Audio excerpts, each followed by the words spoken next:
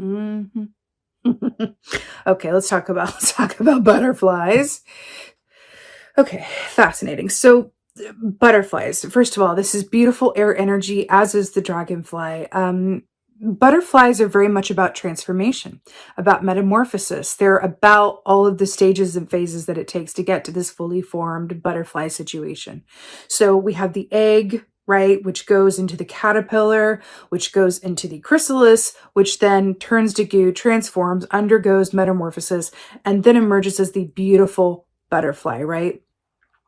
The thing about this energy, though, about the butterfly energy, is that this is not an emphasis as it is here on how beautiful you look fully formed. But I do feel like it's commenting on the fact that there is a lot going well for you and a lot going, right?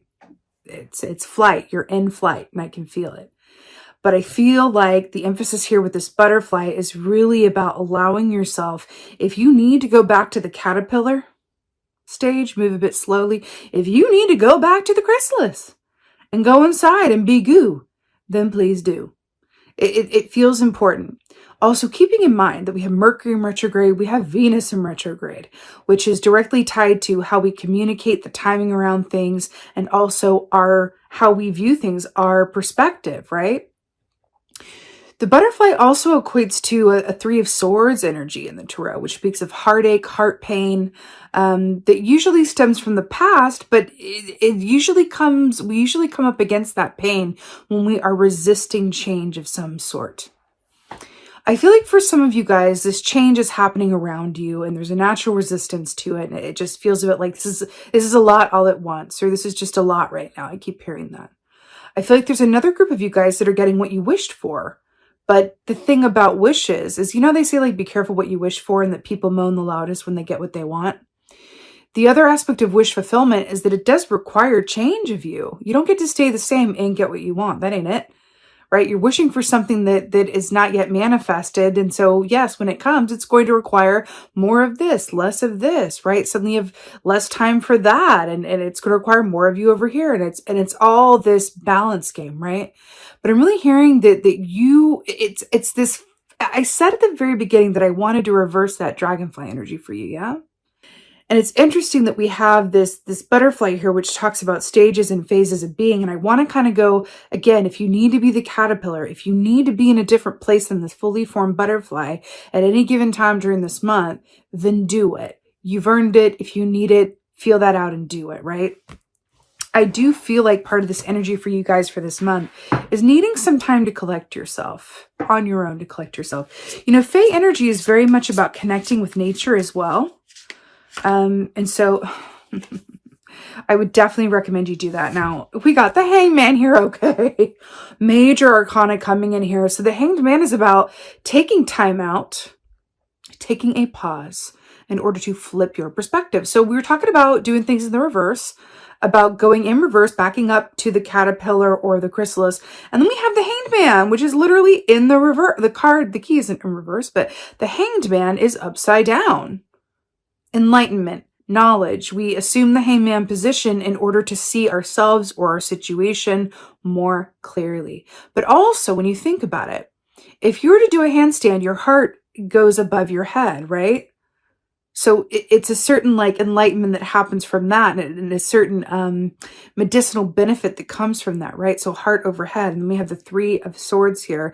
We're talking about the reverse. We want to back it up. So I'm hearing heart overhead. Listen to your heart. Listen to your feelings more than your head this month, and ask it what it is asked. Well, pay attention to what it's asking of you, right? Do you need to just be a kid again for just a bit and let go of some of these responsibilities or more mundane aspects? I feel like your health, I want to talk about, your health in terms of how your emotional experience does affect your physical body.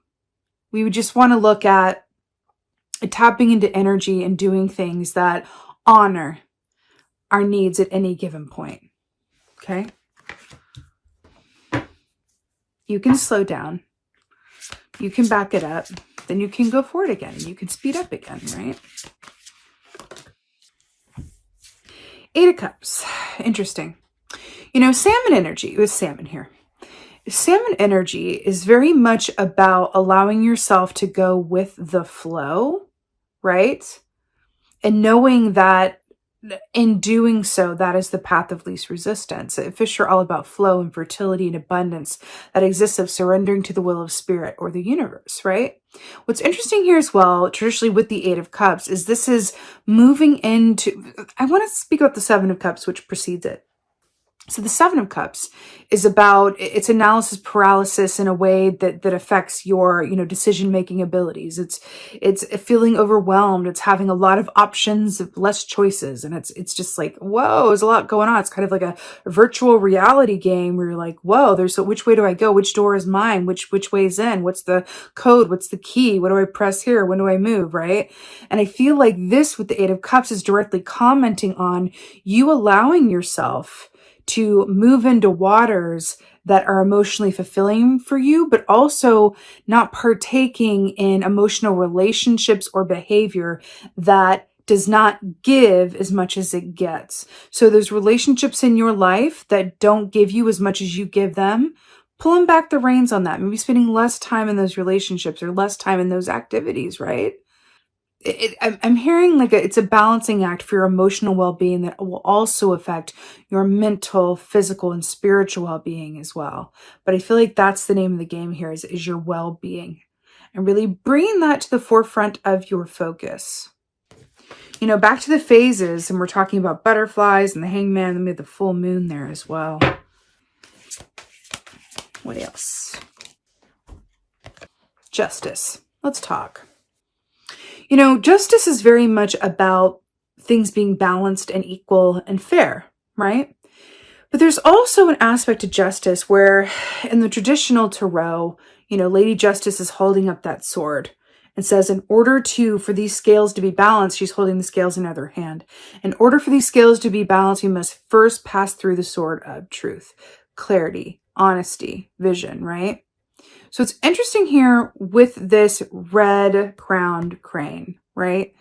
Because there's an aspect to crane medicine that's very much about good luck, right? Balance, timing. It also equates a bit to temperance in a way.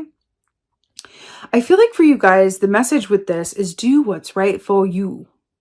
Do what is right for you.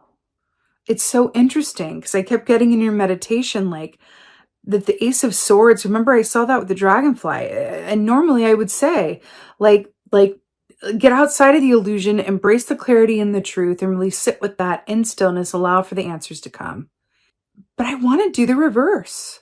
For you guys, I want to say like, put the sword down, live in the ethereal, live in the play, live in the fun, live in the unknown, live in the questions, live in that place that requires less of your effort in a way that doesn't serve you and only requires that of you which you are able and happy and willing to give. I'm hearing, do not push yourself at this time. It doesn't feel healthy, right, or happy. Okay? Yes. Let's get a clarifier for the hangman here. Page of Swords, but of course. So remember we were talking about assuming the hangman position to flip your perspective and see something differently and get new truths and insights. And then we have the Page of Swords, which is information. But I'm hearing with this, ask the questions. Ask the questions. So with that, what I mean is, let's say that I'm feeling overwhelmed and really tired, but I have a lot of work to do and I have people depending on me and all this stuff. At any given point, I can either choose to just keep being the hamster on the wheel and just going with what's expected of me, all the while not feeling emotionally great. Or I can sit in with the emotions as they arise, use them as my personal compass, right? Which they are meant to be.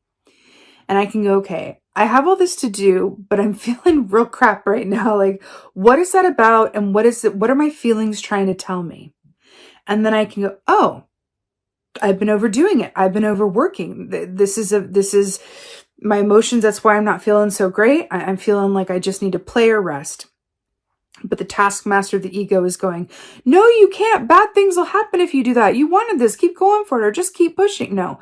So I'm going to sit down, ask the questions, and then accept the answers that arise. But in order to ask the questions, we have to be still long enough in order to both ask them well and then be receptive and available to the answers that arise around them. Now, you can do this in a lot of different ways. You can automatic write, you can journal, you can meditate, you can do a guided meditation. You can even talk to a loved one about this and just say, hey, have you noticed that I've been feeling really irritable lately? Have you noticed? Yeah, so I'd like to get to the bottom of what that's about. Can we talk about that? And then just talk it through, right? But there is information that's available to you that requires you to pause long enough in order to access it. Be aware of it, access it, and then receive the answers, okay? I'm hearing dream time as well. You can also set the intention before you go to sleep. Back to that Fae energy, because they're directly associated with nighttime as well. You can set that intention to, before you go to sleep, to ask for clarity around what can I do to manifest, happiness or emotional balance, or what changes or adjustments could I make so that I feel ABC or whatever have you, that I can be productive and joyous at the same time, or whatever that is for you. Okay. Clarifier for 8 of Cups. There's a lot going on though, definitely. Knight of Cups to clarify the 8 of Cups. So fascinating. So, the Knight of Cups is allowing yourself to be moved and informed by your emotions. It's also about doing work that you love to do as well, and really partaking in those relationships that serve you and make you happy and feel joy and allow you to click into the present moment. This is exactly what we were saying with the 8 of Cups. Really connecting in with the activities, people, places, things that serve you emotionally and are reciprocal in nature. More time with the activities and people that allow you to click into that present moment and feel happiness, feel emotional freedom. Anything that restricts your emotional freedom or feels restrictive at all, just take some time out outside of that to access the truth around what changes could be made, so that you're living a more balanced existence, okay? That's what I'm feeling with this.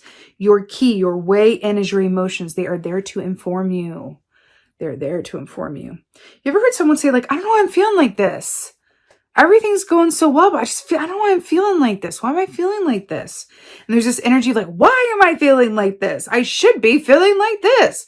Well, what if we and that's very human, right? But what if we changed it to go, let me be curious and not judgmental around how I'm feeling and see what comes out. I'm feeling this. Why could that be? Let's investigate from a place of curiosity, not get it together and feel better. Like, that's not going to, that helps like nobody ever, right? So something to consider as well. Like a child might, curious as opposed to judgmental. All right, Justice. Oh, Lord. 9 of Swords, sleeplessness, nightmares, dream time. Right, with the Justice. Remember how we talked about, she looks like she's really having an interesting time, right?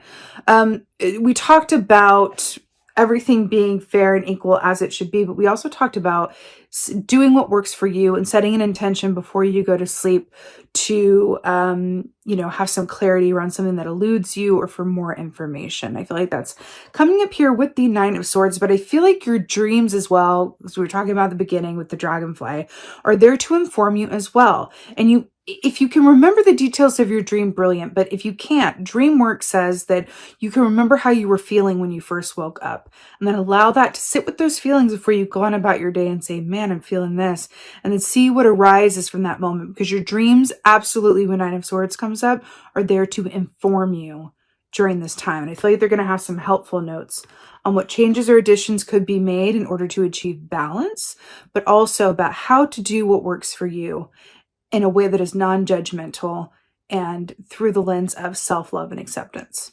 Okay? Let's do an oracle. Let's do an oracle from a Leos. Let's see. What's going on for Leos? Give me an oracle. Oh! She's one of my favorites. The Lady of the Gift. So this says generosity, receiving, withholding. Generosity, receiving, withholding. This is about our relationship to giving. And I feel like this has to, remember we were saying anything that's not reciprocal, less time on those things, more time on the emotional relationships and the pastimes and the work that actually gives back what you put into it, emotionally speaking or otherwise, is exactly commenting on this. But I feel like, this is also a message for those of you who have well, we all have gifts, but those of you who work with your gifts or have work that involves your gifts, right? I feel like there's a good group of you guys that are here to serve others or make others smile or make someone else's piece of the world a little bit sunnier that day, or you're here to make your little piece of the world better than how you found it.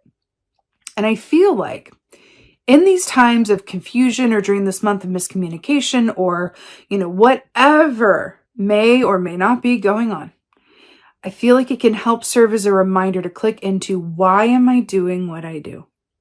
To help others, to make the world better, to ABC, XYZ. And if you can click in with the reason that you do what you do, I feel like that is going to be so incredibly helpful. Remind yourself of the gift inherent in you doing what you do. And I feel like that is going to be enormously helpful. It's also going to allow you to embrace the relationships and pastimes that are more reciprocal in nature from a place of self-love and clarity. Okay?